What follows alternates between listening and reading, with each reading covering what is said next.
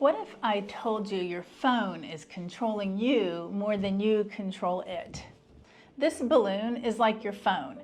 It draws your attention into it, making everything stick.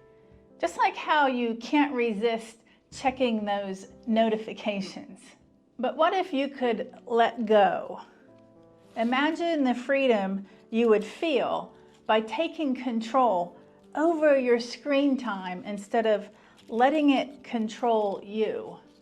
Set screen time limits. Be conscious of how much you consume. Create tech-free zones in your home, like your bedroom or your dining room. Engage in offline hobbies. Rediscover the joy of being present.